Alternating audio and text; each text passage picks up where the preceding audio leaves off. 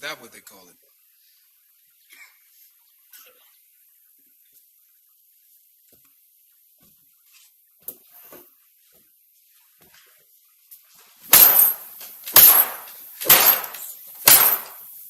Billy Lyons was thrown in jail for 3 days without cause.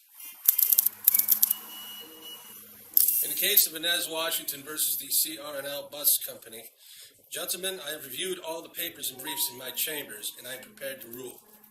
The court finds that the service of the complaint was in fact made at the wrong address, as Attorney Friedman has argued. Therefore, the defendant's motion to dismiss is granted. Thank you, Your Honor. Great work, Friedman. And to get their confession, Special Agent Cheatwood, sent by the governor himself, took this club, his nigger beater, he called it. He tied Billy Lyons to a chair, and he pounded Billy Lyons in the head with it. And still, Billy Lyons insisted he had not committed these murders. We got this one pegged as a loser. You've got a real knack for spotting technicalities. Thank you, Mr. Sprague. I'll be sending some more files your way if you got the time. I will make the time. They forced him into their car and hauled him off to the murder scene. The bodies had been burned and were decomposing. They took some of the bones of these dead bodies, put them in a pan, and placed them in Billy Lyons' hands. They admitted this. Delirious with exhaustion and pain, Billy Lyons confessed to a crime he did not commit. And it is based upon that confession alone that they now seek to hang Billy Lyons by the neck until he is dead. There may not be a next time. We needed this one. I'll be on the next train to Knoxville. I should be home by midday Wednesday. Love you too. See you soon.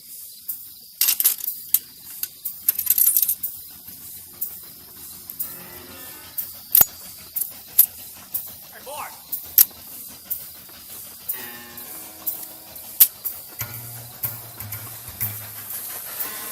Boy! What do you think you're doing here?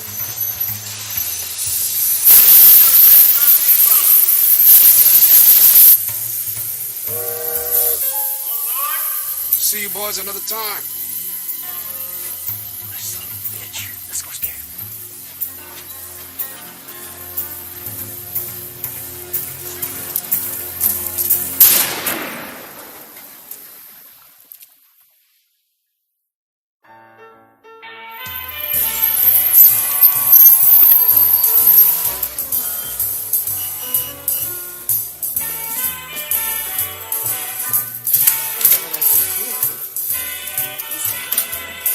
Good morning, Mr. Marshall. Morning. Welcome back. Thank you.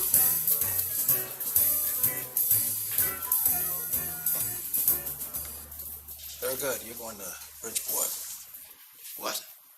Now? No, I swore to bust How many Thurgoods are there? 5 or 10? There's only one, and that one is going to get his ass on the train tomorrow. Why? Why? Nightmare in Greenwich. That's why. Thurgood, wife attacked by Negro driver. That's why Thurgood.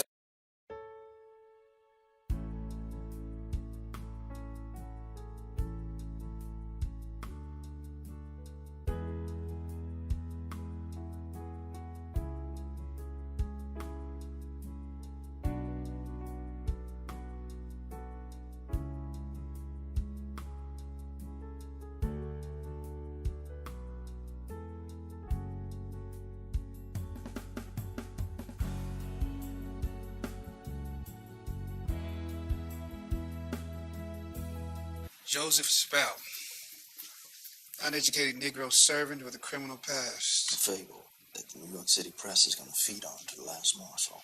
Yeah, they're starving for this one. So are we. We win this thing, our big donors are coming right back, Thurgood. There's only 13 million Negroes depending on you.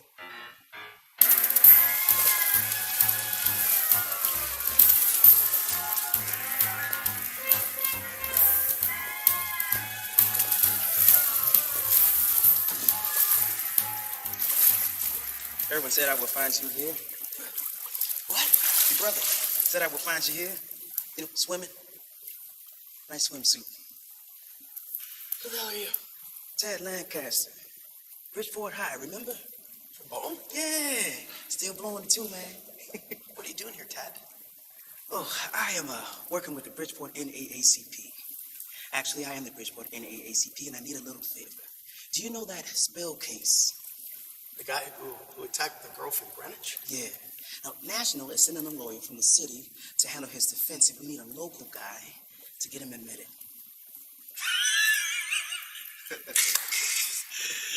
Sorry, no, I'm not going to do that. Well, there's nothing else required.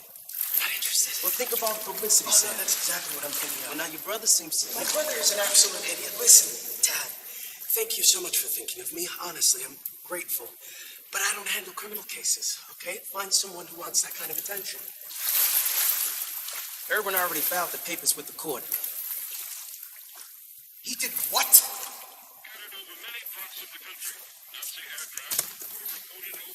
Paper, please. Thurgood Marshall, National Association for the Advancement of Colored People. Sam Friedman. Friedman and Friedman. Good to meet you, Sam. Hey, give me a hand with these, would you? Sure. What have you got in here, cement? Guns. Books, Mr. Friedman. My law library. It goes where I go. Look, I told Tad Lancaster I'll get you admitted as a favor, but I can't get involved in a case like this. Yeah, why not? I do insurance defense, you know, accident cases. I've got a reputation to think of. Ah. That must be difficult. What? Having a reputation to think of. You meet our client yet? Your client? And no, I was Well, waiting come for... on, then. Let's get to it.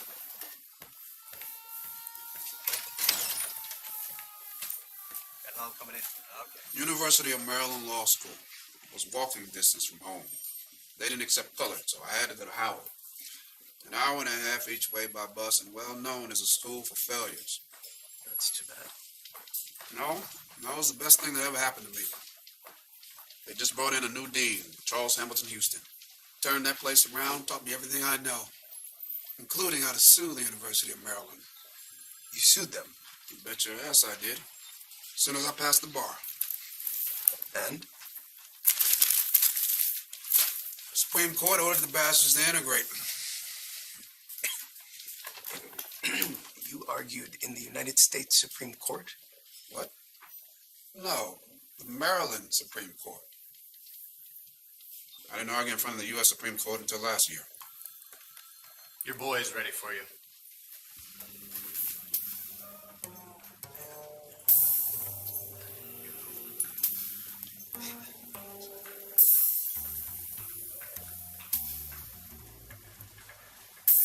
Spell! Lawyer's here to see you.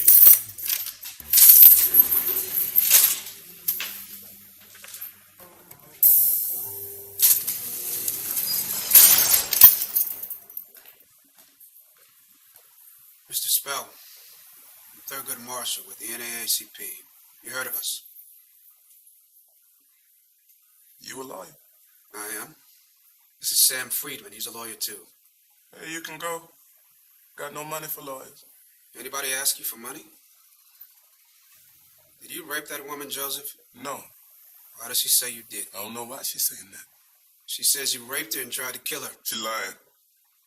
I was up in White Plains at a club. Come on, Joseph. All night long. No, not all night. I was at the house but couldn't sleep. So I went to play cards.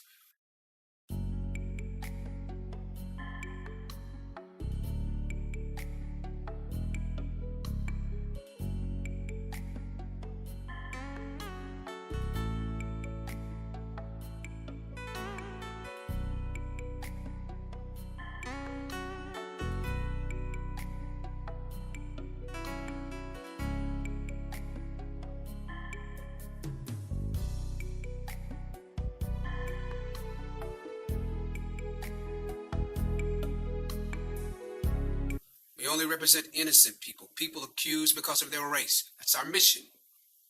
You understand? So I need to know this. Look at me now. Did you do what they said you did? I never touched that woman. Okay, Joseph. You got lawyers now.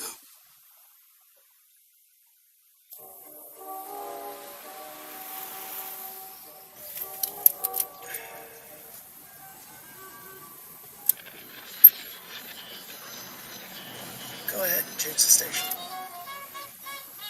What do you know about the prosecutor? Lauren Willis graduated Yale the day he was born. Unless you came over on the Mayflower, you're nothing to him. They're grooming him to be senator right here. What do you know about the judge? Judge Foster, former law partner of Willis's father.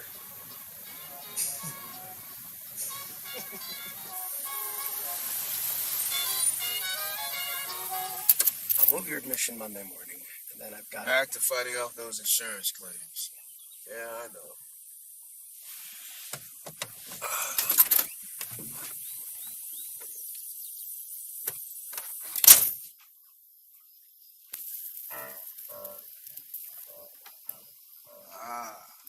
So you like Langston Hughes, huh? Of course, don't you?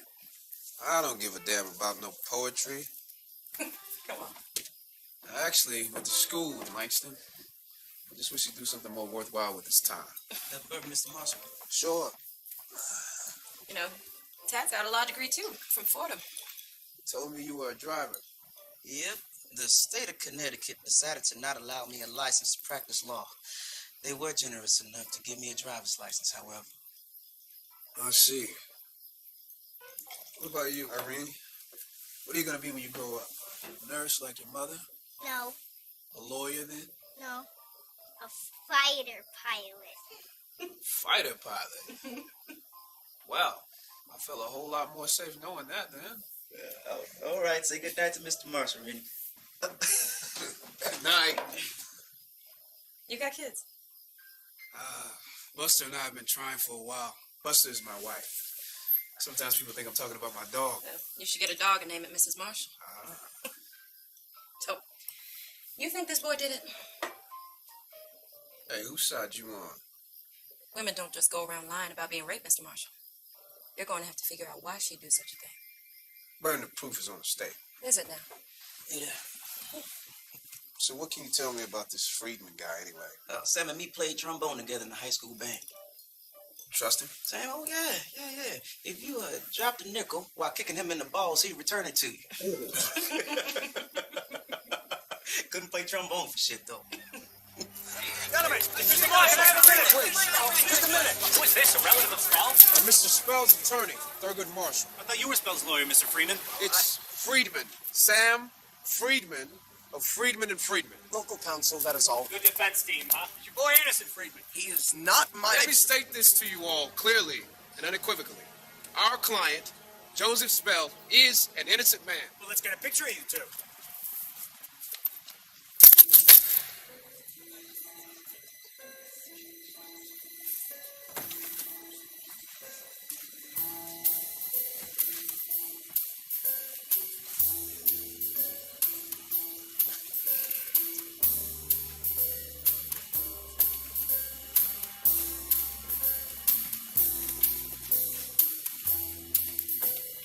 All rise.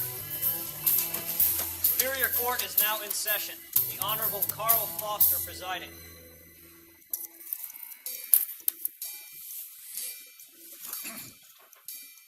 You may be seated. State of Connecticut versus Joseph Spell. Are the parties ready to proceed? The state is ready, Your Honor. Mr. Willis, good morning. How's your father doing? He's better, thank you. That's kind of you to ask. The defense is ready as well, Your Honor. Well then, let's get on with it. Mr. Friedman, you filed an application to admit an out-of-state attorney? Yes, Your Honor.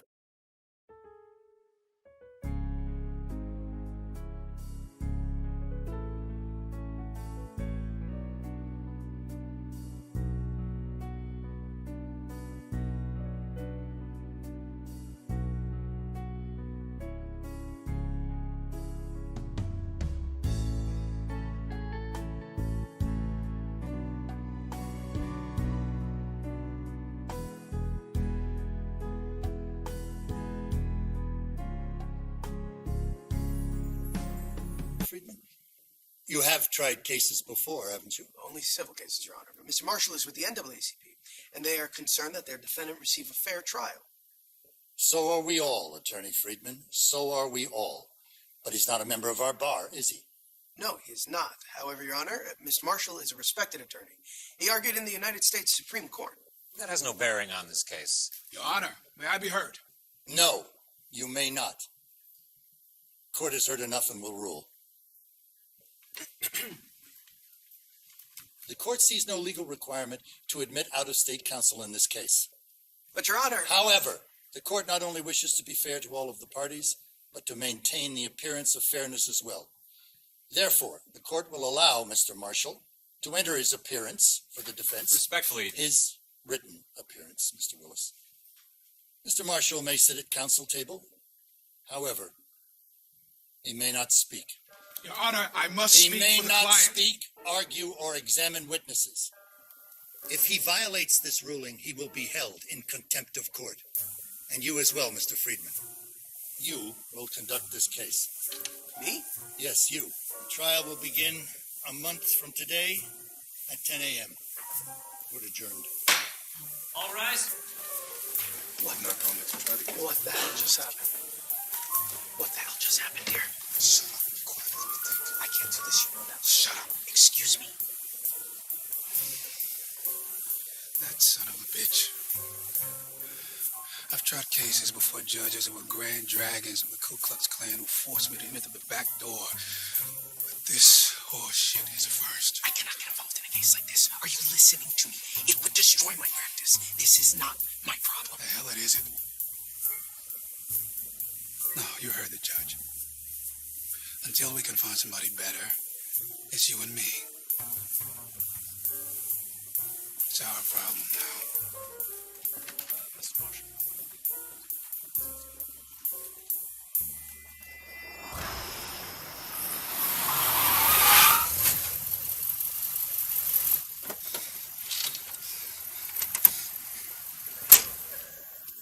According to Eleanor Strugley's account, Spell rapes her at home, ties and gags her, and drives up here. He stops approximately 60 feet onto the bridge like so. Takes her out of the car. And pushes her over the guardrail into the reservoir right about here. Throws rocks at her and drives away. Somehow she gets to shore, dripping wet, and then climbs up to the road.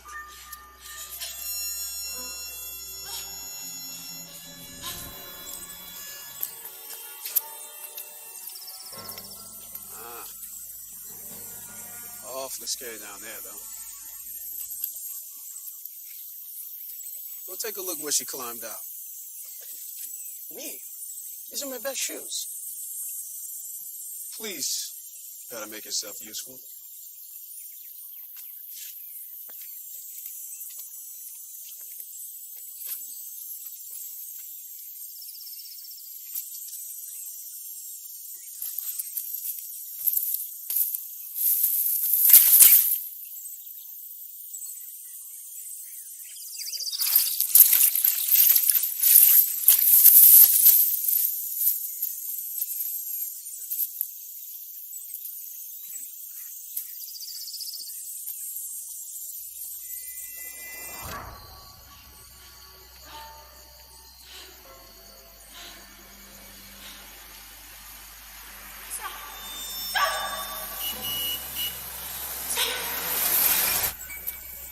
This is where the truck driver found her.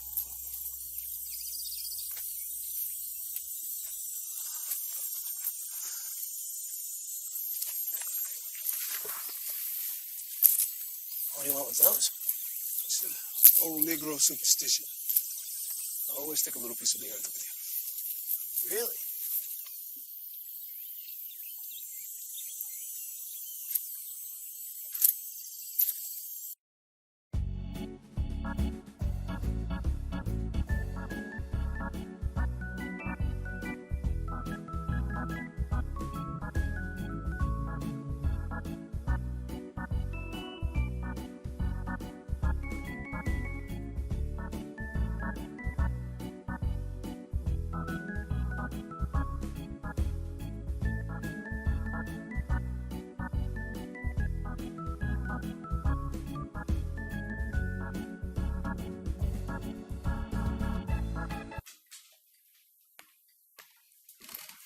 get Gruber on the line roof? Sure thing. Thank you.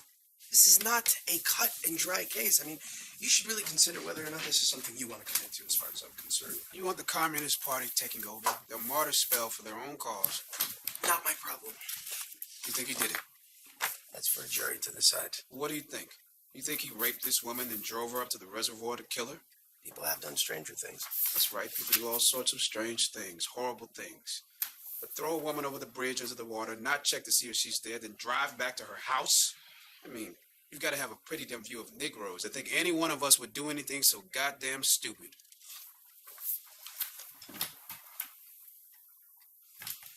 The papers say he was dishonorably discharged from the Army. This isn't a court-martial. He was fired from his last job for stealing. No charges were brought. He left behind a wife and 2 kids in Louisiana, Thurgood. Yes, he's got baggage. Criminal defendants usually do. They're not perfect citizens like you and me. But none of that makes him guilty of this crime. Sam, we've got Gruber on the phone. What do you want me to tell him? I don't know. Tell him he's a schmuck. Sam, come on. Erwin, Schweingenug, huh? Why me? I need someone who'll do as I say. What makes you think I will do as you say? You have no choice. You don't know what you're doing. You're quite a salesman. There's no time for that.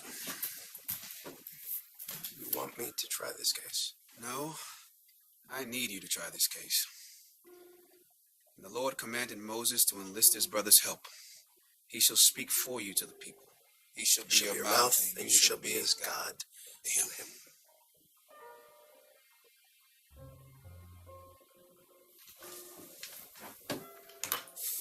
Tell Gruber to go fuck himself. All right. And find the cop who stopped Spell. We need a witness. Okay, I'm on it. What is this? You say you've never tried a criminal case before, right? Yeah, that's right. You better start reading then. You've got 1 month.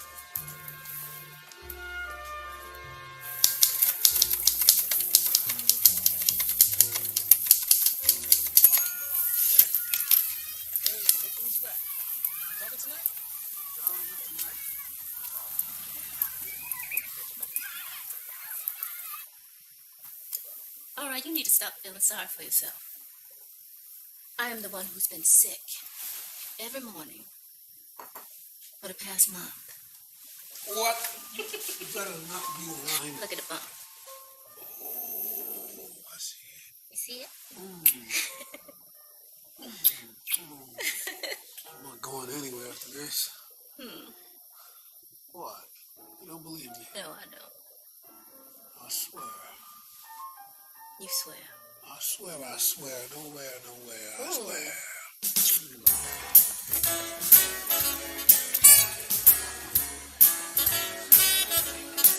Trouble in mind. Yes, I'm blue. But I won't be blue always. Sun is gonna shine in my back door someday. Langston, he swore on his mother's life that he wouldn't be going anywhere anytime soon. My mother's name was never mentioned. Well, this case is all anybody in the city is talking about. Which only means that the inevitable loss will be that much more devastating. Don't bet against me. No, you're not even trying the case, Every baby. single word that man utters in that courtroom will be mine. I'm just making the point that a Negro charged with ravishment by the Greenwich gentility should probably save himself the time and unpleasantness of a trial. Langston, maybe you should just go back to Spain. Go back to Russia. Write your little poems, explore big ideas with your comrades. I was fighting fascists in Spain. Well, we're writing about fighting fascists in Spain. Listen, by the time the baby comes, Thurgood's gonna be out of a job. Do none of you have any confidence in me? I'd say you have enough confidence for us all, misplaced as it may be.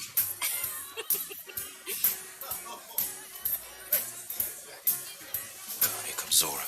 Probably leaving dinner with Charles Lindbergh. Don't you dare. Zora! Come on over here. Zora Neale Hurston. Hi. How y'all doing? Langston.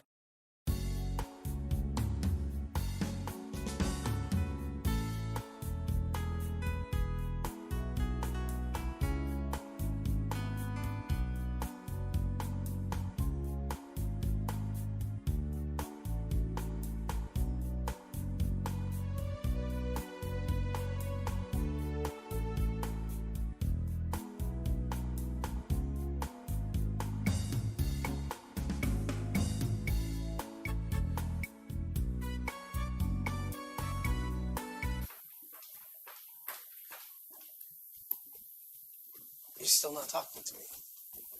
It's not my fault. You have no idea how persuasive this guy can be.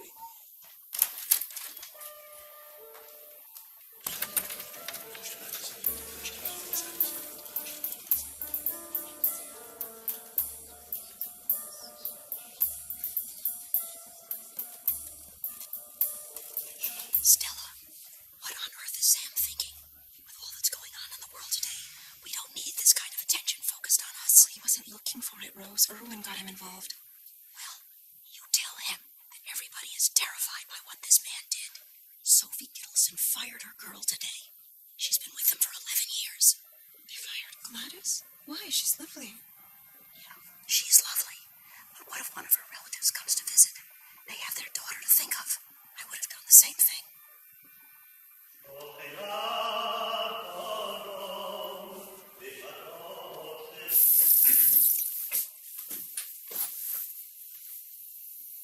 Well, if it isn't Mr. Friedlansky. Mr. Wiseman, Dora and I couldn't remember. Were you born here or in Minsk? we came over when I was 1. That's what I thought. So you feel like a real big shot, I bet, defending that Schwarzer. What do you think your father would say? I could not tell you. I think he'd say he was brown. For the defense. Don't mention it. To anyone.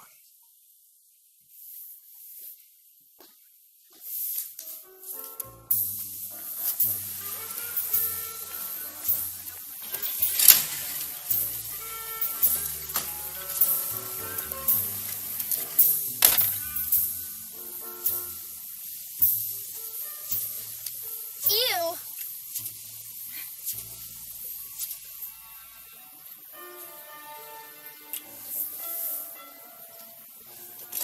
Jury selection, gentlemen. Clerk, call the first veneer person. Lester Gilman of Norwalk. Mr. Gilman.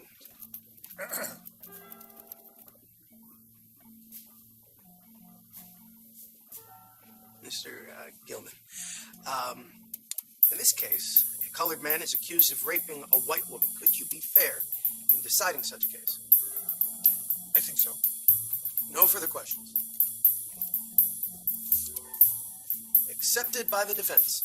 To tell you the truth, I don't know much about them, the colored. We don't have too many in Stratford.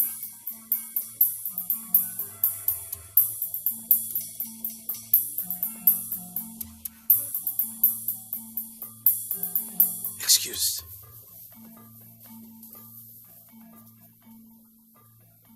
I'll be honest with you. I don't like the colored. Seems to me they're always getting into some sort of trouble. I don't think much of Hebrews either. Excuse me? Well, you're one of them. I figured. Thank you for your candor, Mr. Wright. No further questions. Counselor? Your Honor, we move to have Mr. Wright excused for cause. On what grounds? It's fine. He just admitted he's biased. Mr. Wright, you're a law-abiding citizen, wouldn't you say? That's right, Your Honor. If I instructed you that the law requires that you set aside your bias, would you obey my instruction? Guess I'd have to. The challenge for cause is overruled. You may use a peremptory challenge. Your Honor, with all due respect... I've made my ruling. Excused. Mr. Ellis, you agree, do you not, that as a colored man, you could not fairly pass judgment on Mr. Spell? No, sir. You agree you could not be fair? No, what I mean is yes, if he's guilty, I'd have to convict him. I'll use a challenge.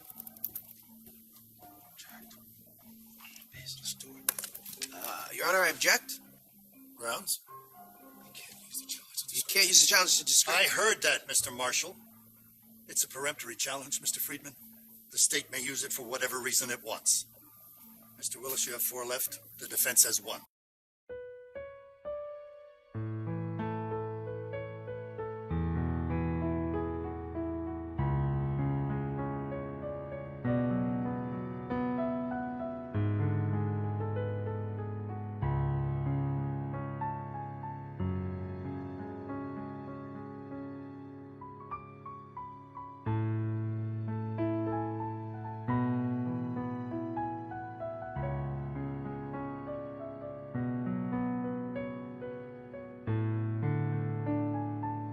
accent, Mr. Friedman.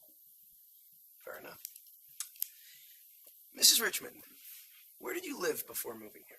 Raleigh, North Carolina. But now you live in Greenwich. Yes, that's right. Well, if you live in Greenwich, you must have heard about this case. It's all anybody talks about.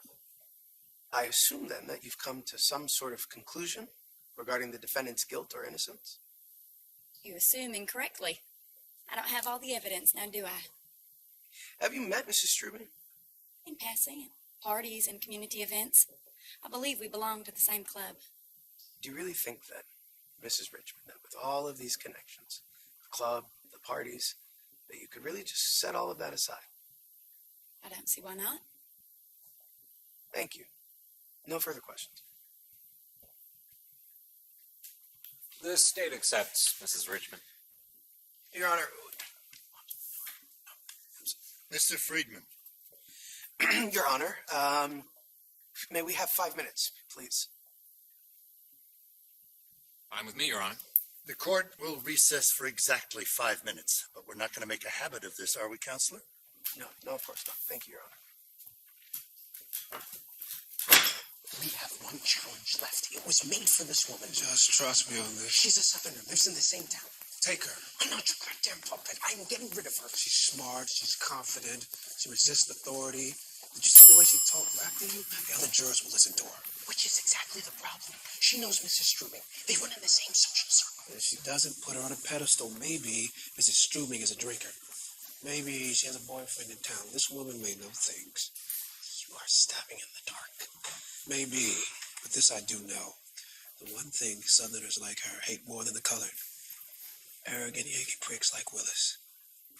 Were you watching her? She folded her arms and sat back when Willis spoke. When you began, she opened up, leaned forward, removed her glasses. These are signs. Signs of what? She likes you.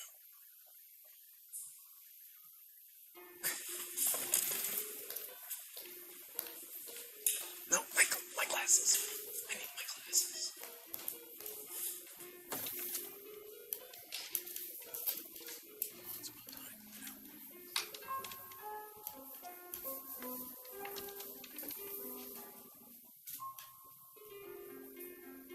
Mr. Friedman? The defendant accepts Mrs. Richmond. Am I missing something? Mrs. Richmond, you've been accepted by both of the parties and will serve as our 12th and final juror. The evidence will begin tomorrow morning at 10 o'clock. Hey, Mr. Freeman, what do you have to say about today's comments by the NAACP? What comments? The press release by Walter White? He says that the Spell case will show the world that a colored man cannot get a fair trial in the United States of America. Do you agree, Mr. Freeman? I have nothing to say about What about you, Mr. Marshall?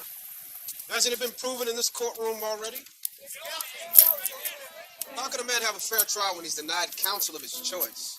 When the members of his race are eliminated from service on his jury, when fear and bias against his race are the central points of the case against him. In Europe right now, the forces of tyranny have mobilized behind the vision of a so-called master race. And here in America, our differences aren't supposed to matter.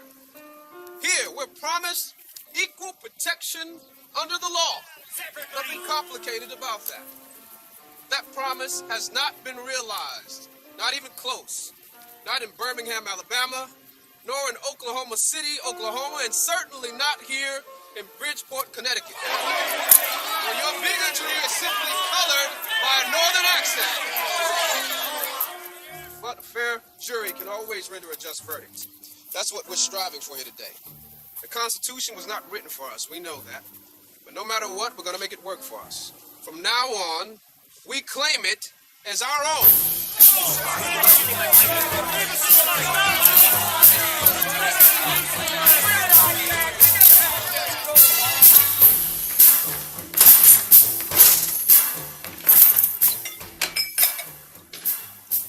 What's bothering you?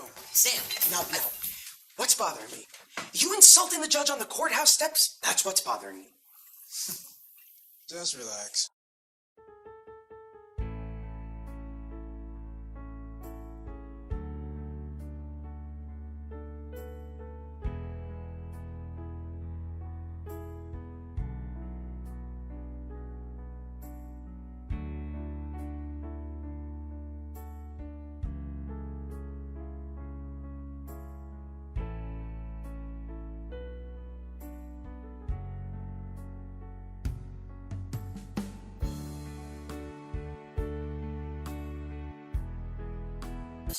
Yes, and who is this someone? Officer McCoy? And who the hell is Officer McCoy? The cop who pulled Spell over that night.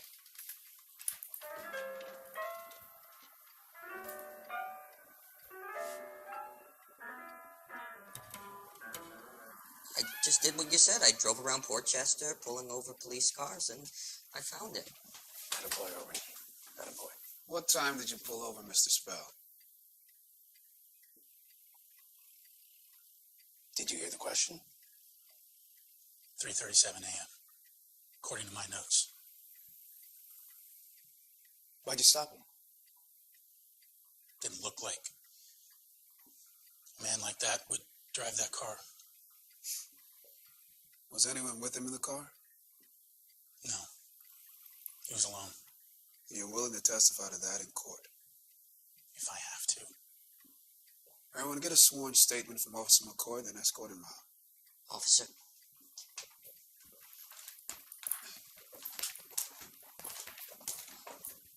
Wow. An honest policeman.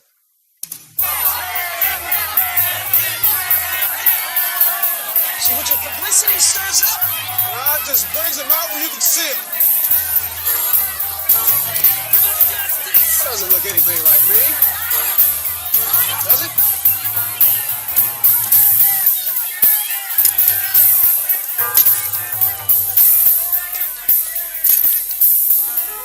State of Connecticut versus Joseph Spell.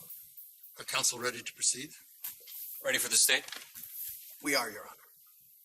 Mr. Willis, you may call your first witness. The state calls Greenwich Police Captain Burke to the stand.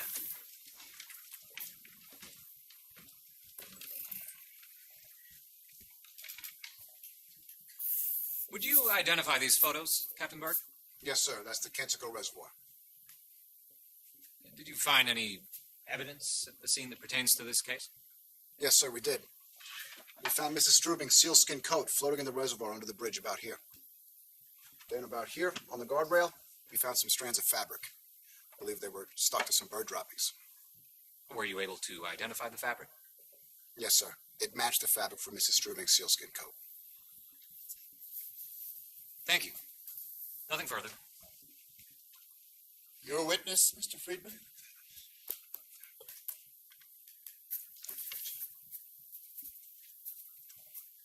Bird droppings. Sorry? Oh, bird droppings, Captain Burke? Yes, that's right. Were you able to identify the bird? Thank you. Now, on one side of the bridge is a reservoir, placid as a lake. On the other side is a 30-foot drop onto a jagged rock bed. Is that correct? You could say that. And the fabric that you found was on the lake side, right about here, around 60 feet onto the bridge. 67 feet, 4 inches. Okay. Did you conclude then that Mrs. Strubing fell or jumped off the bridge? I concluded that she was pushed. Pushed? To murder her? That's right. As a trained crime investigator, Captain, did you ever ask yourself, if someone wanted Mrs. Strubing dead, why not push her onto the sharp, jagged rock bed rather than the still lake water? Object. Asking for speculation. Sustained. The jury will disregard the question. Now, Mrs. Strubing told you that after pushing her into the water, Joseph threw rocks at her from the bridge. Is that correct? Yes. Mm-hmm. Were there any rocks on the bridge? I don't know. There may have been. But there were rocks in the area around the bridge. Is that correct? Yes, there were. About how big were they? I really couldn't say.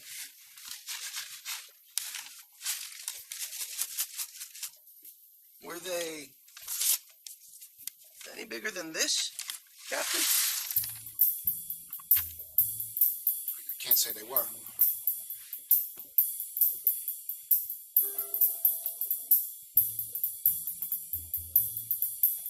This.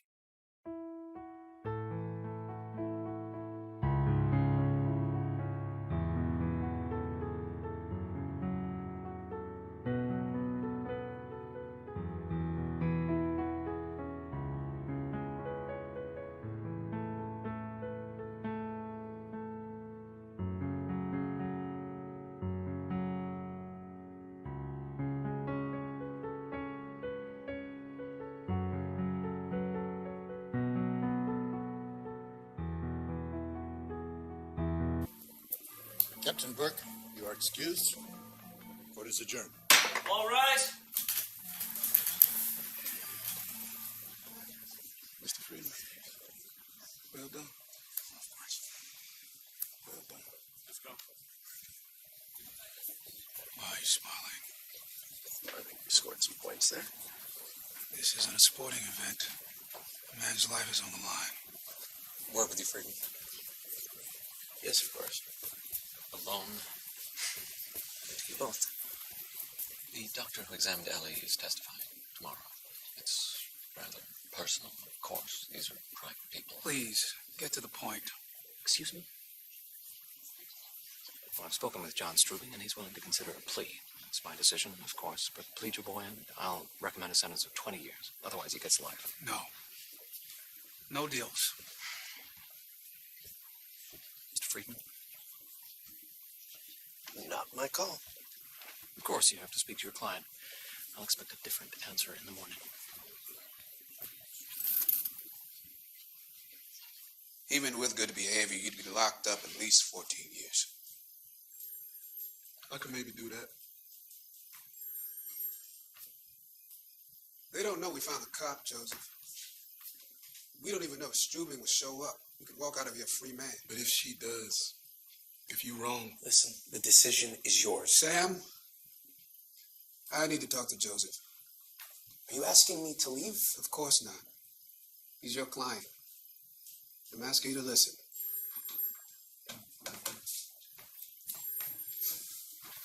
When we first met, I told you that I'd only defend you if you were innocent. He told me you were innocent. You remember? I remember. Did you lie to me? No, I didn't lie. So I'm going to ask you again. Did you commit this crime? No. But you're willing to say you did. If I got to, or for the deal. If you got to.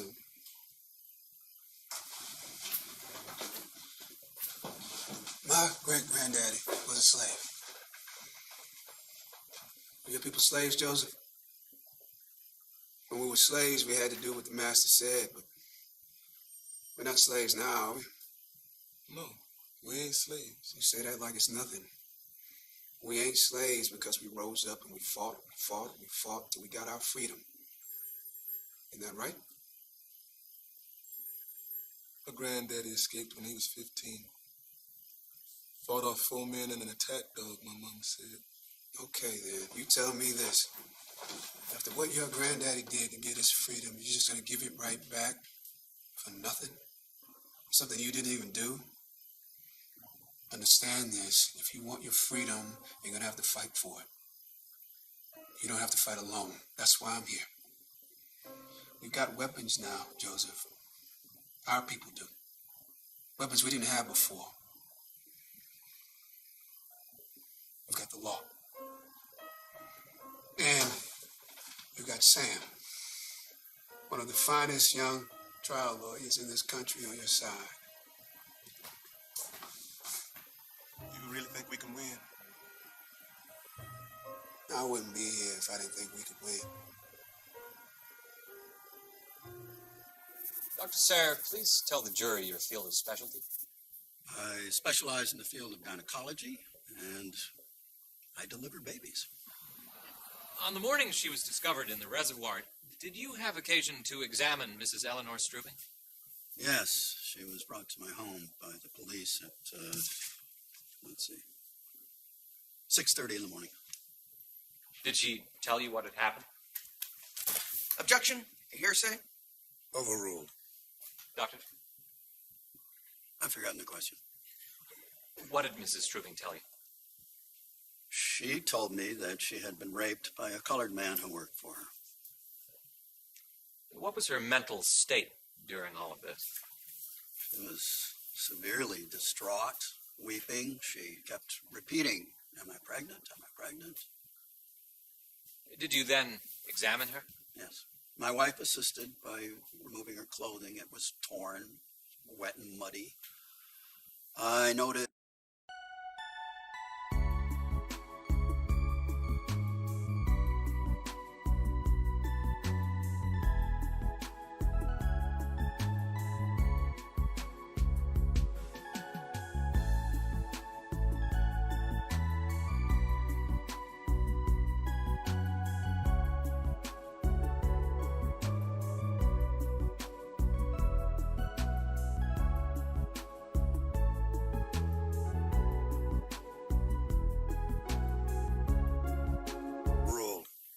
I'm sorry, Mr. Willis, but the witness referred to them.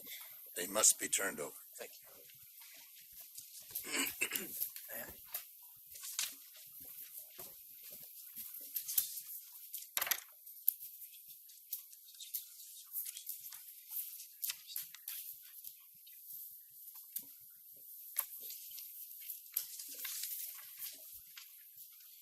Abrasions and contusions, those are scrapes and cuts, aren't they, Doctor? Yes, scrapes, scratches, bruises. Right. Well, the fall from the bridge and the climb through the pine forest could be responsible for cuts and bruises, could it not? It's possible.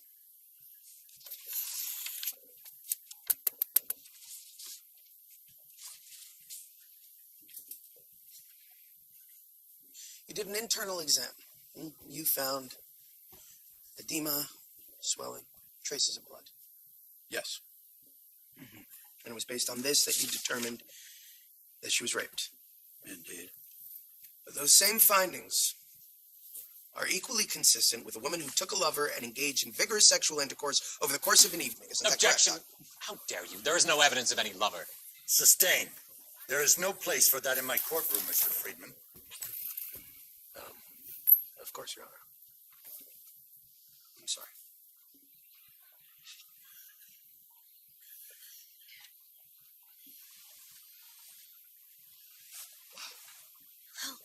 Hey, baby.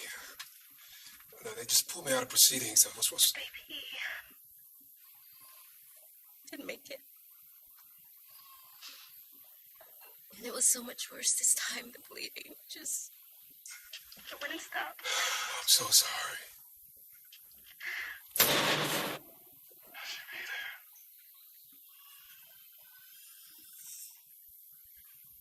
Buster. Buster, are you there? Yeah. I'm here. Where are you? You have any further questions, Mr. Friedman?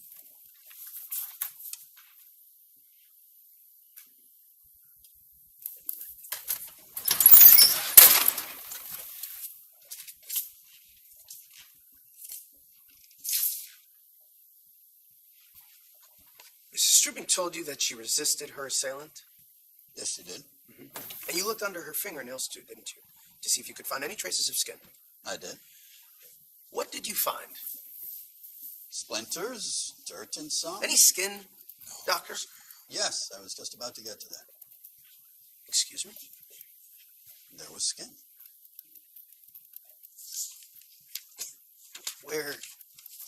Where in these records does it say anything about finding traces of skin? It's not in the records. My wife took the notes. She did not write down that bit of information. Why not, Doctor? Why would she not record that? Out of respect for the patient's privacy, Mr. Friedman.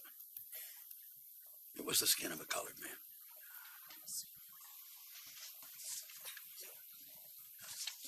No further questions. It wasn't in the records. They got a doctor to lie under oath. How do we fight against that? You asked the exact question Willis wanted you to ask. What were you thinking? Where the hell were you? Getting instructions from Walter White? See what happens when I don't hold your hand? You panic up there like an amateur. You should let him take the deal. God damn it, would you shut up about the deal? We have an alibi witness, remember? What don't you get? They will have McCoy change his testimony. Just watch. Let them. We'll take his sworn statement and shove it up his ass. No, tomorrow morning I'm walking into Willis's office and I'm asking him if the offer's still on the table. The NAACP isn't taking any deals. The NAACP isn't the one with its life on the line here. Yes, it is, goddammit. You're using him. That's all this is. Just like you said the communists would. We're giving him the best possible defense under the circumstances. Yeah. I'm sure he'll feel really lucky as he sits in prison for the rest of his life. Let's not act like it's Joseph Spell you're concerned for all of a sudden. What is that supposed to mean? From the moment you got involved in this, you've been looking for a way out. Play nice with the DA, earn yourself a favor. Maybe they'll let you in their neighborhood or the club one day.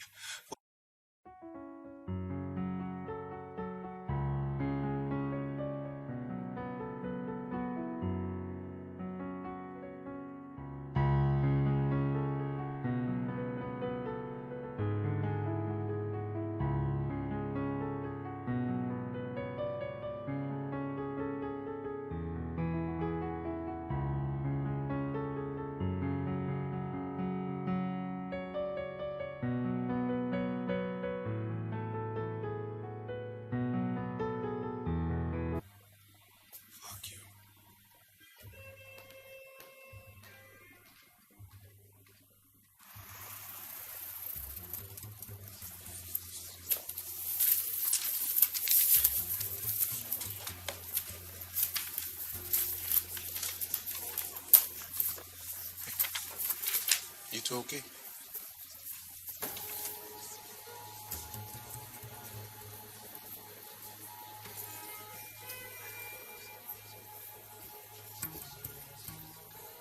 Please take the stand, Mrs. Strubing.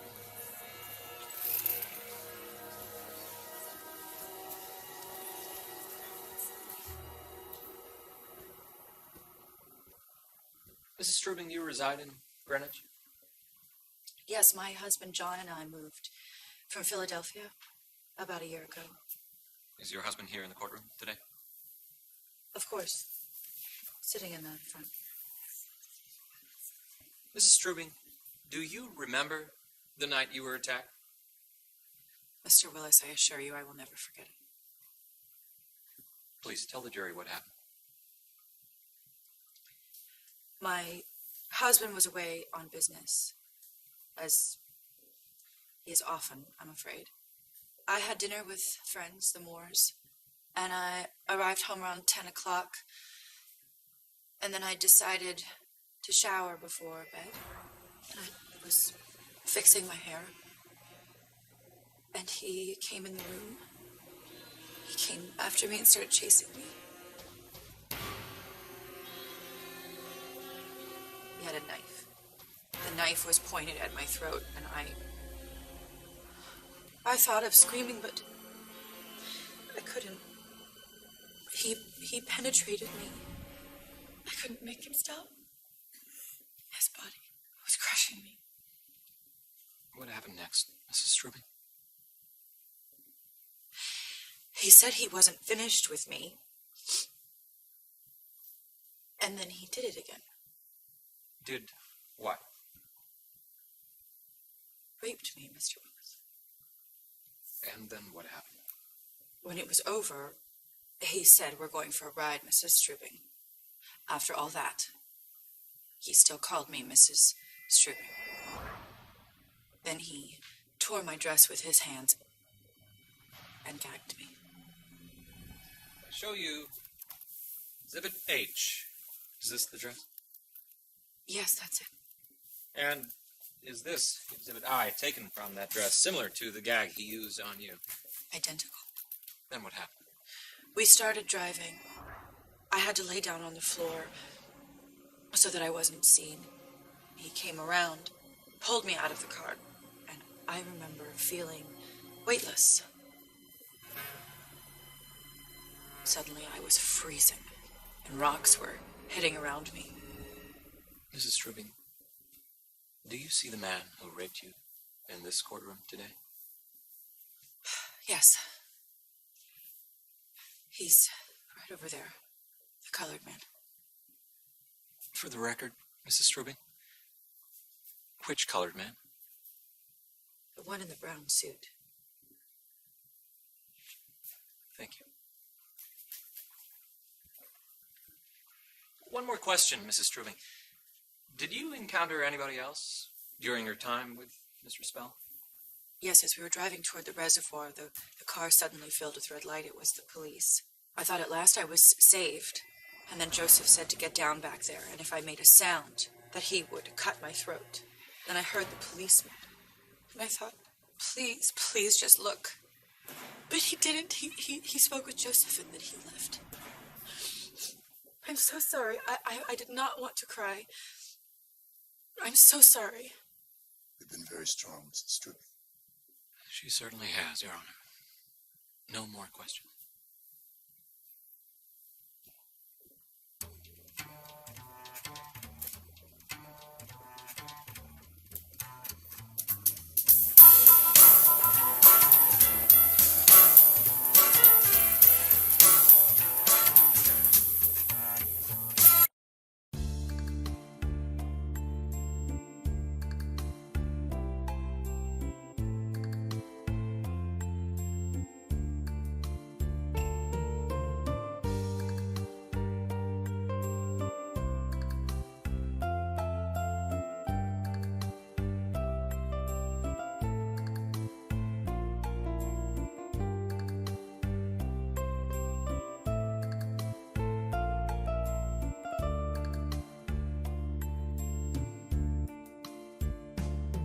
They'll take care of each other beautifully. This club is for members only. Don't worry. Lauren, it appears that you have some rather unique admirers.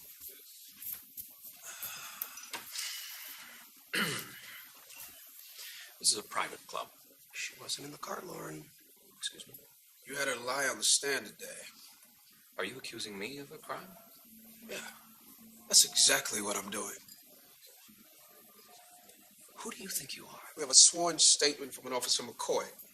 Spell was alone that night. I don't care what you have.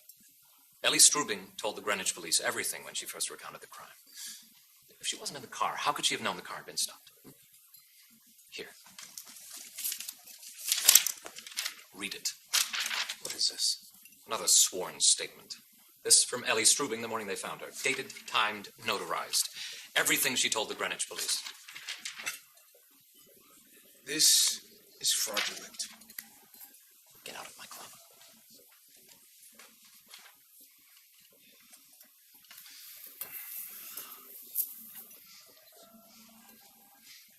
I've had better.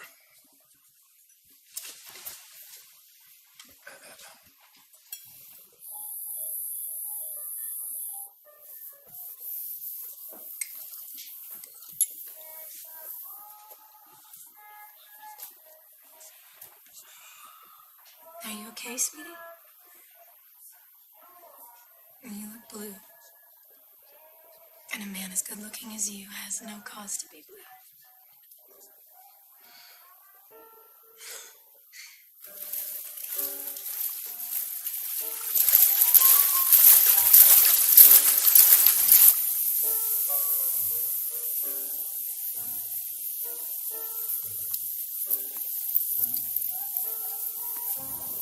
Where is he?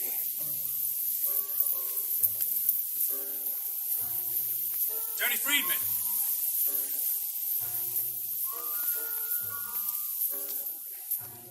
Not much of a conversationalist tonight. It's okay. I am. I'm Jen. Very good. Pleasure. I've never seen you here before.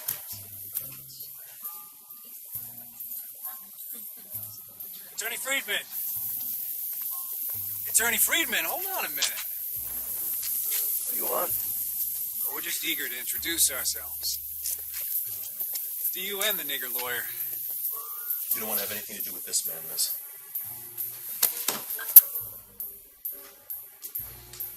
Excuse me. You gentlemen are making a big mistake. It's no mistake. You know who you are.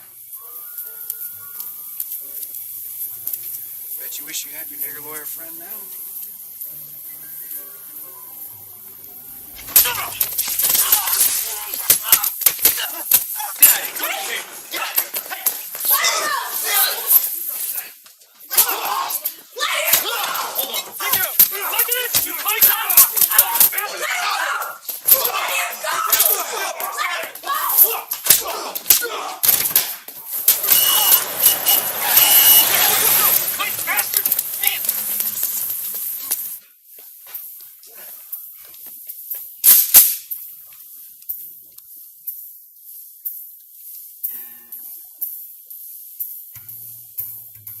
This here is Mr. Thurgood Marshall. This man is an attorney. You will be showing Mr. Marshall all the respect he deserves. Understand?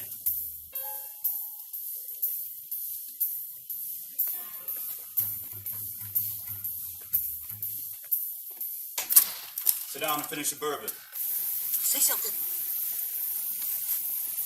You're late.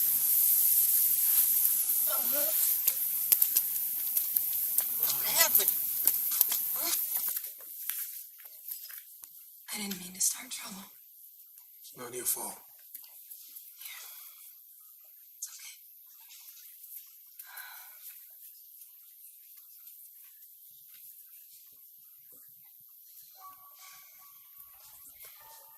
Listen.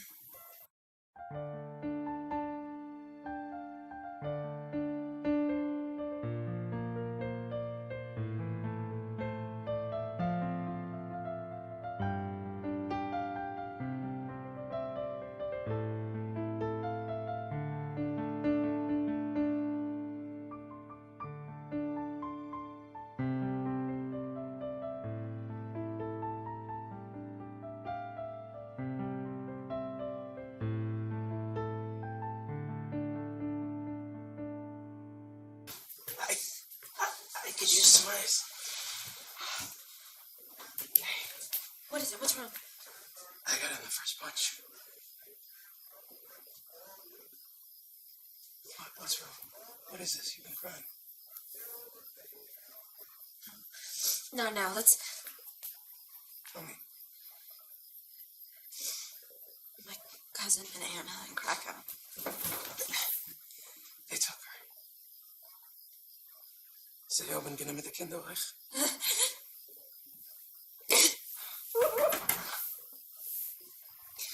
Who is that? I don't know.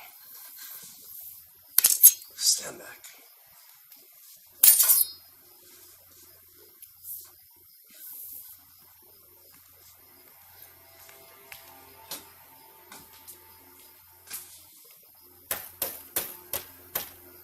Who is it?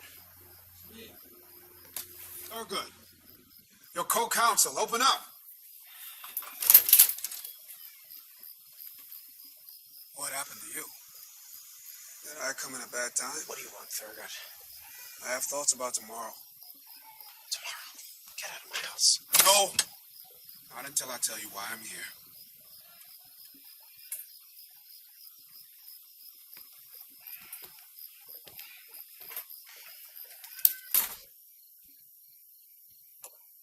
Hear me out. You were right. I had it all wrong all along. Spell was with her all night. Spell lied. This is your big epiphany? Eleanor Strubing lied too. Neither of them have been telling us the truth. Thurgood, you have just broken this case wide open. My God, you really are a legal genius. Men are men and women are women. Men are men and women are women, Sam.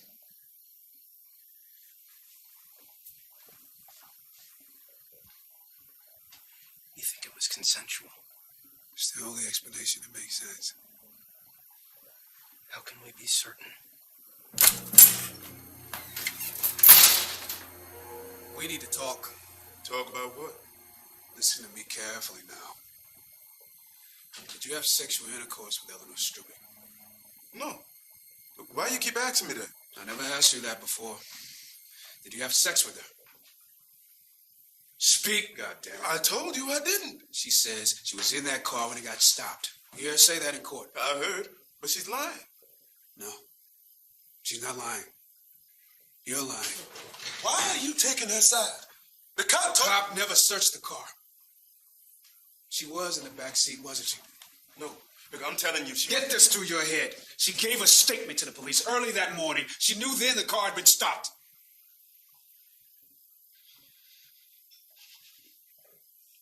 Okay. Okay, she was there. And did you have sex with her that night? Answer me. Answer me now! Yes. How many times? 2 times. So you're guilty.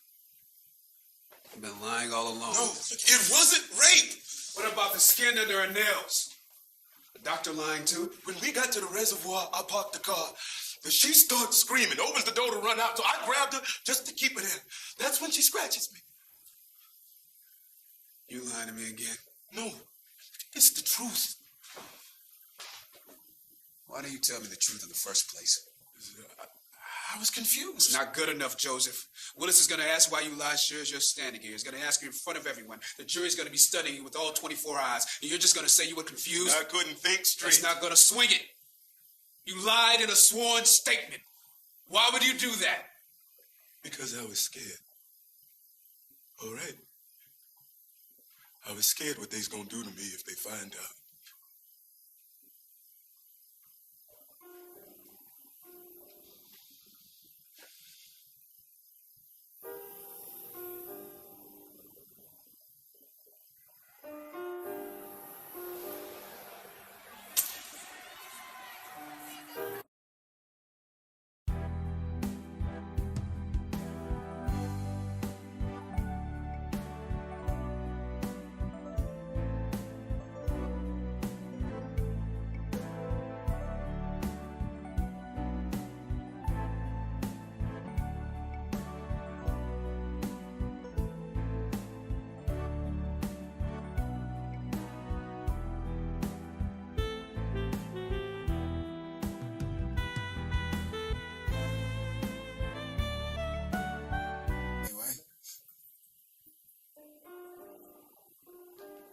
like a real fighter now, Sam. Like a Jewish Joe Louis. Marty Ross is my guy. Marty Ross it is.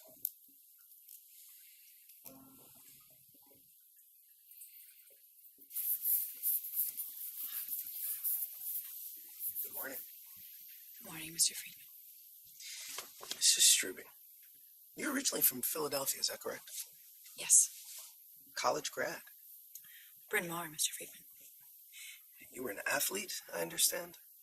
Yes, I was on the swim team. You and your husband moved to your estate in Greenwich last spring, is that correct? I don't know if I'd call it an estate. I'm sorry, a mansion? John and I moved here to Greenwich, rather, last May. But your husband was away on the night of this incident, is that right? Yes, as I said, on business. You've testified that you went out on the evening in question.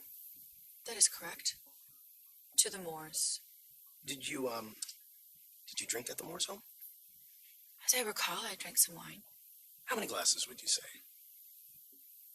I don't remember. But it was more than one. I didn't say that. I said I didn't remember. When you drove home, were you tipsy? I never drink enough to get tipsy. Okay, so you went straight up to your room to shower. Is that correct? Yes. And when you came out of the shower, you say Joseph was waiting for you. I didn't see him at first. I had no reason to believe that I wasn't alone. But then he was there.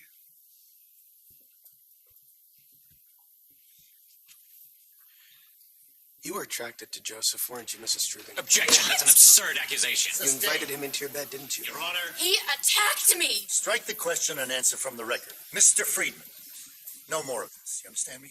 Yes, Your Honor. Yes, of course, I'm sorry. Now, your bedroom is just below the room where the maid slept. Yes. Did you scream for help? I couldn't. He had a knife. Did he hold the knife as he removed his clothing? He must have. So he removed his pants, belt, zipper, whatever, with one hand. Apparently so. You told Mr. Willis that you fought him, but he overpowered you. Is that right? Yes. There was a phone right next to your bed. Did you attempt to use it? No, I was terrified. Afraid to use the phone or scream for help, but not afraid to fight back. You have no idea what it feels like to be so afraid. But at no point during the hours and hours that the two of you were together did you ever attempt to make any calls to escape, to raise your voice for help. Object. This is I was scared for my life. Sustained. The jury will disregard the question.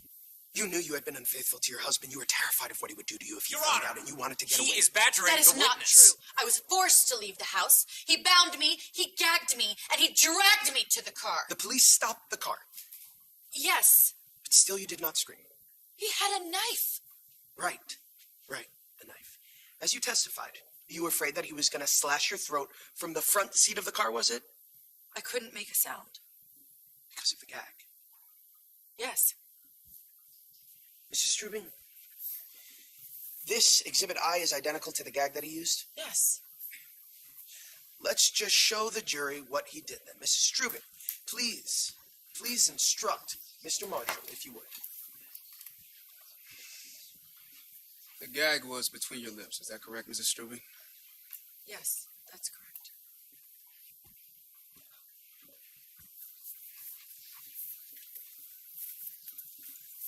Is this about right? No, it was a bit tighter than that. How about this, ma'am? Yes, that's about it.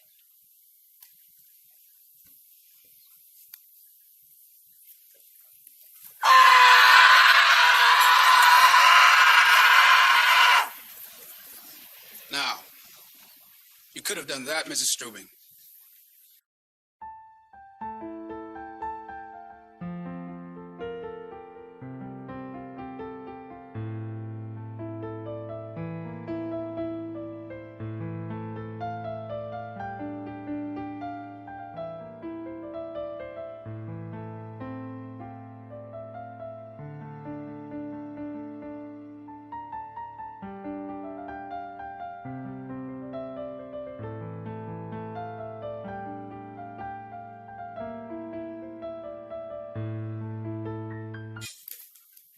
hands were not tied, Mrs. Strubing. You were able to remove your coat and let it float in the water as you swam to shore. That's not true. That's a lie. He gagged me. He tied me. Raped me. I am so sorry for your unhappiness, Mrs. Strubing. No more questions. Mr. Willis. I have no questions.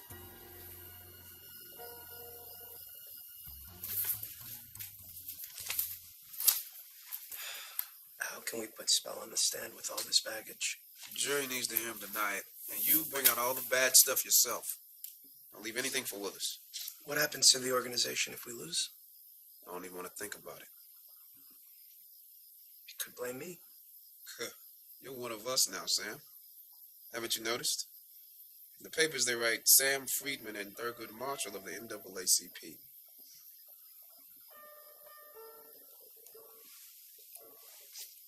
Joseph, please tell the jury where you were raised. Louisiana. You have a wife and 2 children, right? Uh-huh. Even though you have a wife, you have another woman in White Plains, is it? Yes. Ever served in the Army, Joseph? Yes, sir. Fort Benning, Georgia, 6 years. Discharged. That was a dishonorable discharge. Yes. Then you moved north. That's right.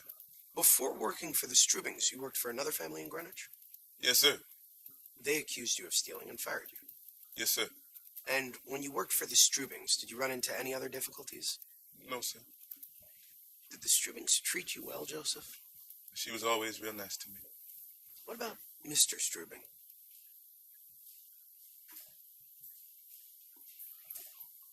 Was he mean to you? He was mean to everybody.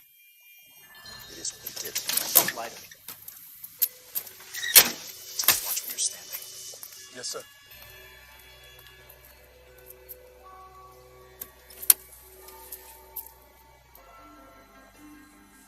Just a second, Joseph. I'm sorry. It's quite all right.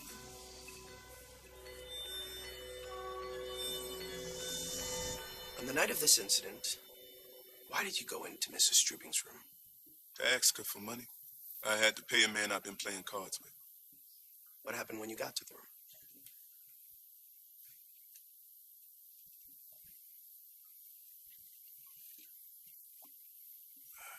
Knocked on the door.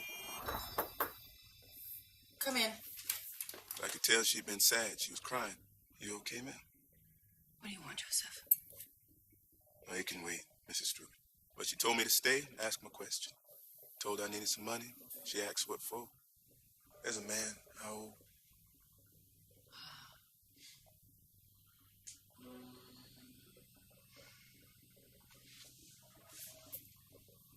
So she went to the bureau. He said, "Is this enough for you, Joseph?" I said, "Yes, ma'am. Thank you." But she didn't give it to me. And she asked me. I'm not awful like him, am I, Joseph? No, ma'am.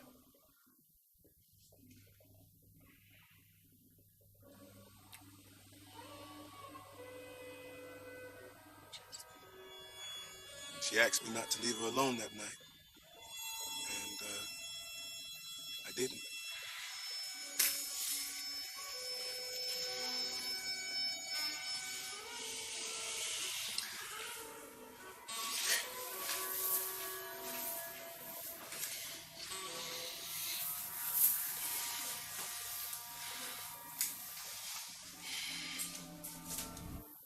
Then what happened? Well, we went down to the living room. Me and her, we had a drink together. What did the two of you talk about? She told me he beats her. Who beats her?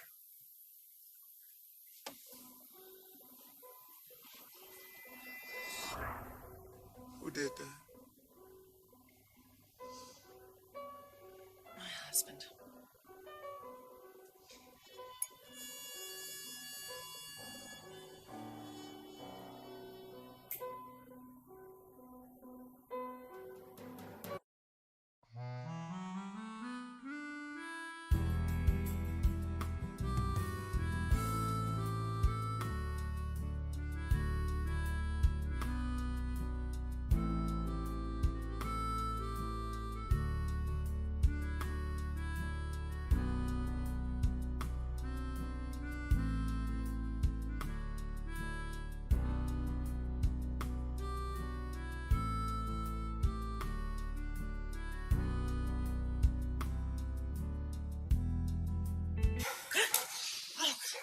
She heard some dogs barking.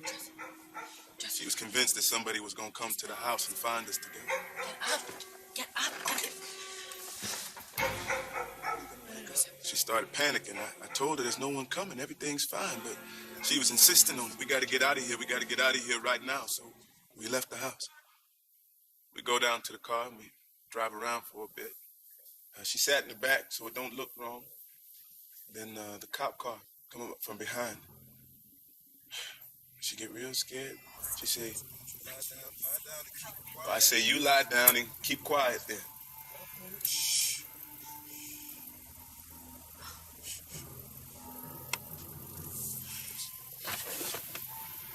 Where'd you get this car, boy? I'm a chauffeur, sir. Belongs to John Struben, Greenwich, Connecticut.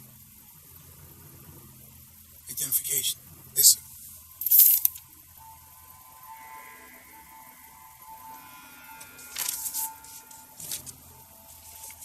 Drive slower, boy. Yes, sir. Get your ass out of Port Chester. On my way right now, sir. Thank you. What happened next? We get to the reservoir, and she screamed at me. Joseph, stop the car. Stop the car. Joseph, stop the car. What's the matter? She keeps shaking her head, saying, what have I done? Everything's going to be fine, Mrs. Struben. Just take a deep breath, okay? No. Maybe we should just go back to the house, huh? You don't understand. You don't understand. But you keep saying I'm going to get pregnant. But no, you ain't. I said, I'm going to get pregnant and I can't have a kid. You're not going to have no babies at all, okay? And I said, just let me take you home. And she screamed at me. Let me out of the car. I'm going to tell everyone you raped me. She go to open the door, and I grab Let her me out. just to keep her there. That's when she scratches my arm. Mrs. Struben, hey. Whoa. Mrs. Struben, what you doing up there? I yell at her to come back, but come on down right now. Let's get in the car and go home. She just turned away.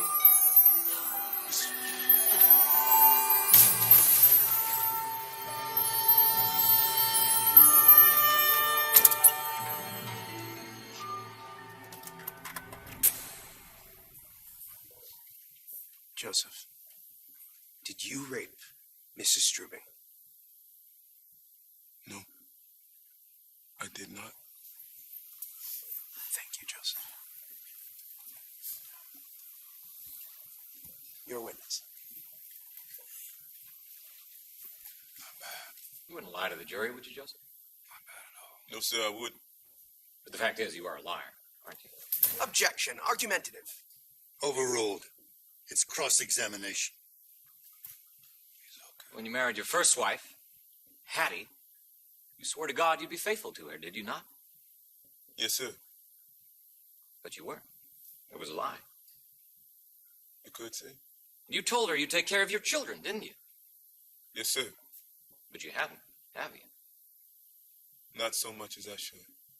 Then you were in the service and you swore to honor your country. But that was a lie, too. No. Then you came north and you stole from your first employer. When the police picked you up, you lied to them about your whereabouts the night before, didn't you?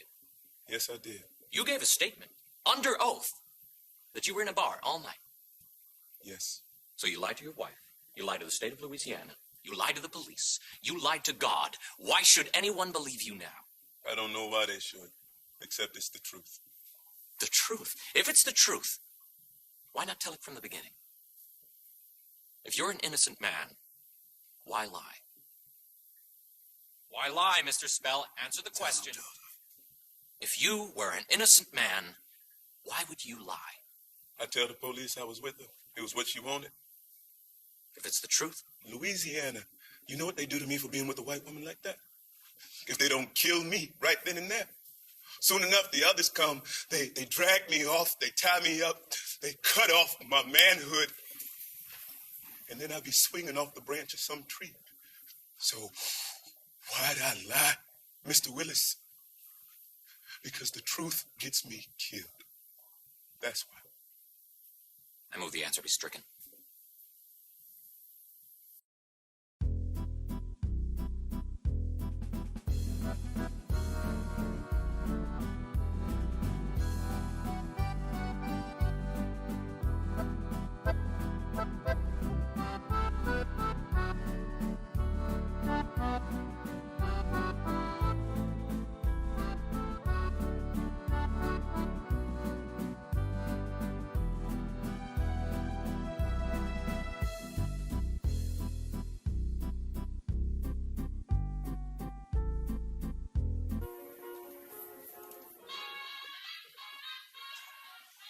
You know what? Finally looks like a respectable law officer here. Come in. There's someone here to see you, Mr. Marshall. Walter. What are you doing here? Can we talk? I'll just move to Irwin's office. Come on, Walter. What is this? 14-year-old boy in Mississippi, they say killed a cop. He needs a lawyer. And I have to leave tonight.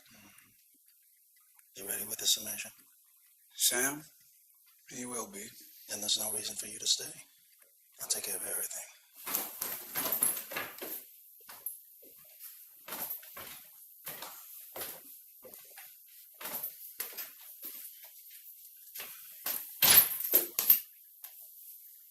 You get the picture Rennie left you? Ah, yes. Now, what kind of plane is this? Well, she said it's supposed to be you. Now, those are ears. Ah. She's quite a talent. You were right, you know. About what? Why would she lie? That is the question we needed to answer. Well, I'm thankful Rennie got to see there's men like you in the world. I don't understand how you can leave before closing arguments. Doesn't do anyone any good having me sit around waiting on a verdict. What if something comes up? Case is in, Sam. Walter will represent the NAACP, and you'll be there for spell.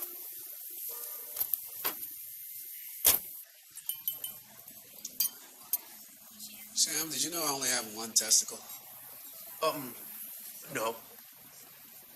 Yeah. In my college years, I found myself running from a gang of bigots in a part of town they didn't believe I should be in.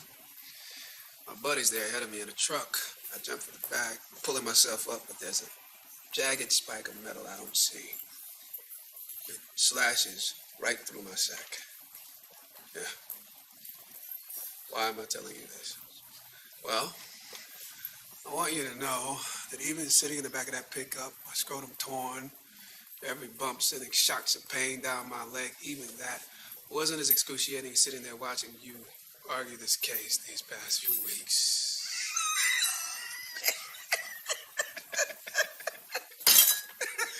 But I did learn something. I need an army of lawyers just like you, Sam. Lawyers who don't even know they want to make a difference, who just a little bit of training and be just as capable as me. Well, almost as capable. And until then, what? You just travel around the country on this crusade, putting out fires in Mississippi, Oklahoma, Bridgeport. It's not really fires I'm after, Sam. It's fire itself. Get out your pen now. Here's the closing argument you're gonna give. Who is telling the truth? A woman from a fine family with an unblemished background? Or a depraved man? A repeat criminal with no morals? A man whose whole life has been composed of a series of lies? Did this decent, church-going, intelligent woman, the graduate of a top college, engage in voluntary sexual relations with her Negro servant and then jump into the water for what? For pleasure? As the defense would have you believe? Of course not. Joseph Spell raped Eleanor Strubing, then he hurled her over the bridge to kill the only witness to his crime. Acquit him, and you will set a wild panther loose in our midst to stalk more victims, to threaten the safety and security of each and every woman in the state of Connecticut. As a jury, you have been exposed to the darkness of a sinister man's soul. But you're also in a position of great privilege, because you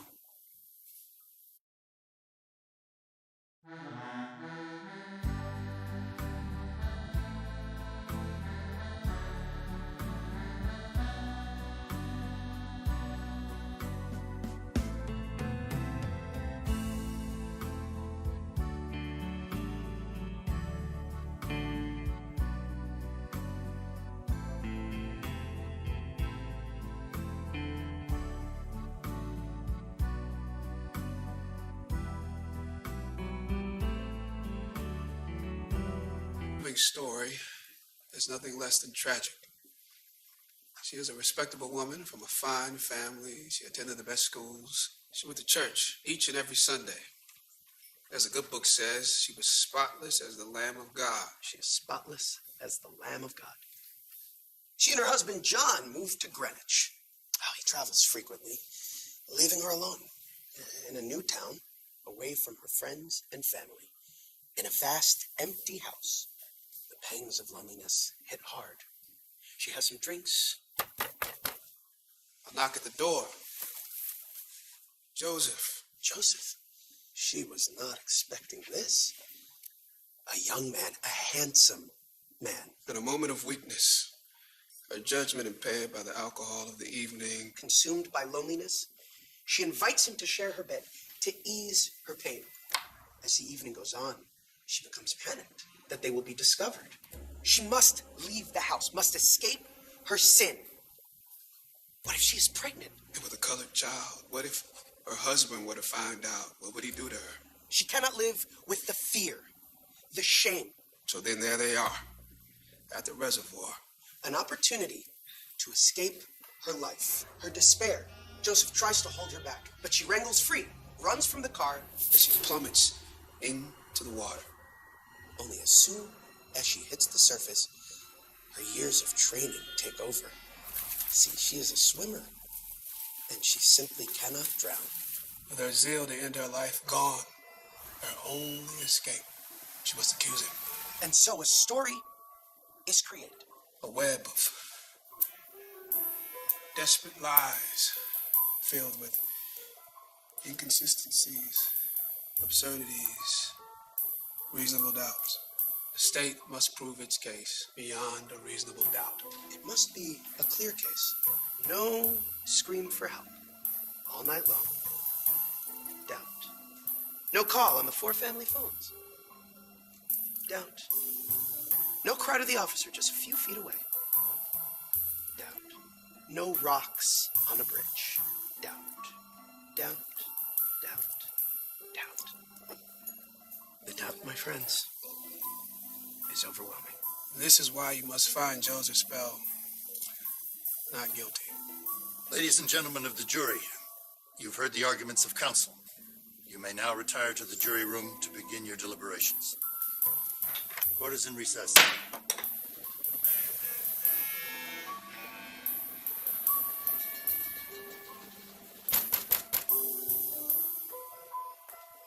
Who is it?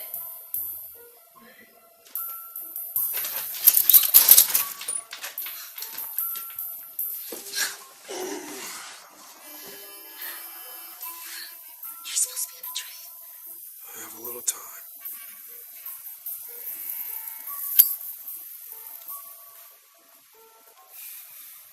I heard you were looking for me. Well, Friedman, it seems you have beginner's luck. John Strubing just called me. This whole thing has been a terrible strain on Ellie, as you can imagine. They want it over now. I'm prepared to offer one final deal. What is it? 5 years. You'll have to enter a guilty plea right away and admit you lied on the stand. I'll speak with him. Do it now. If the jury comes back in, the deal is off.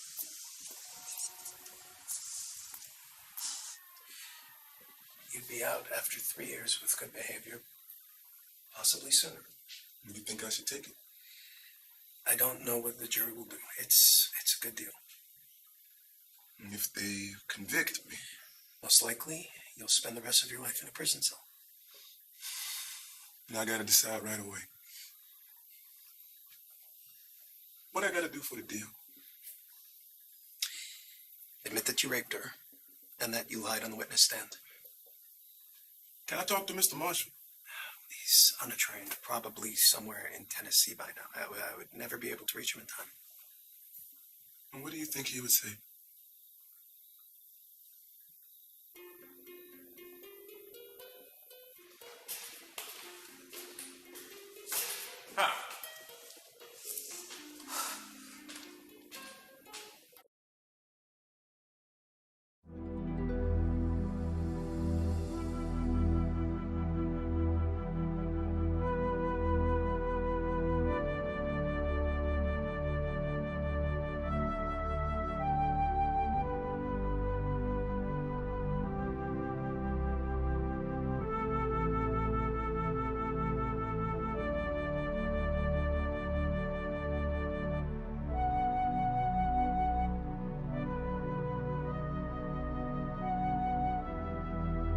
compliment you could have given me.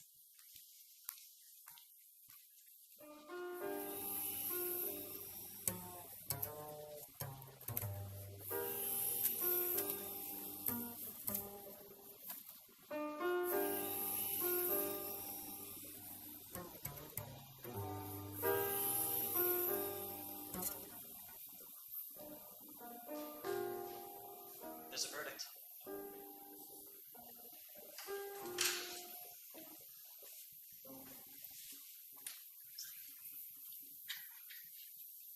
Will the foreman please rise? I am the forewoman, Your Honor. Very well. Have you reached a verdict? We have, Your Honor. Mr. Spell, rise and face the jury.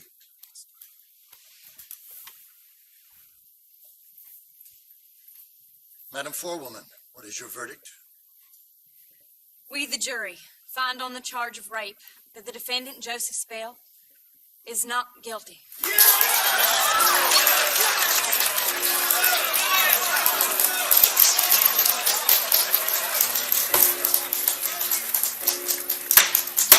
Order! Is this your verdict? So say you all? We do, Your Honor. That's it, Joseph. We did it. Mr. Spell, the jury has found you not guilty. You are released from custody. Jury is dismissed. Court is adjourned.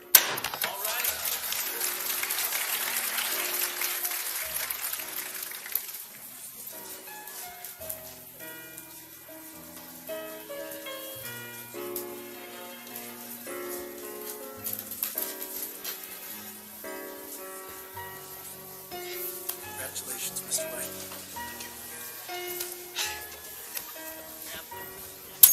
Mr. Spell, I am Tad Lancaster.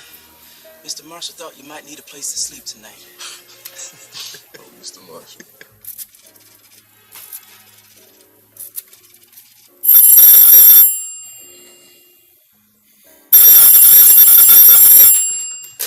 Hello. Hello. Sam, I can barely hear you. Is there a verdict yet? Yeah, it's me. Yeah, yes, can you hear me? Not guilty. What? Not guilty. Not guilty. Not guilty. Sam! Sam, I told you you could bring it home. Yeah, yes, we did it.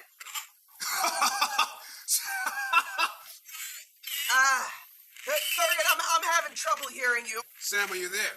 Are you there? Thurgood.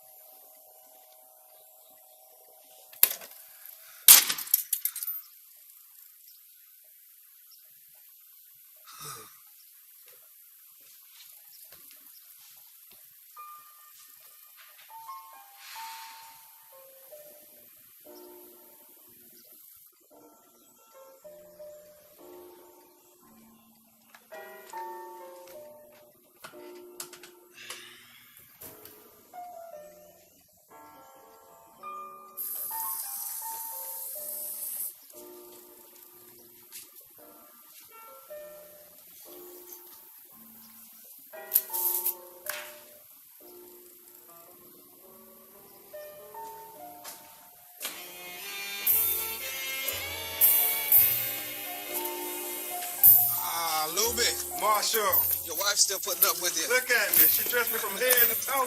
Got me looking as sharp as you. God bless you. We really need your help. I promise you I'll do everything in my power to help you. Thank you for coming, Mr. Marshall. We really need you in Mississippi. My pleasure. Let's get going. Are you hungry? You know, I very nearly ate my briefcase on that train. Well, when we get to the house, I'll fix you a nice supper. You nice. You can fill me in on everything that's going on down here. Can you slow down a little? I got my good Sunday shoes on.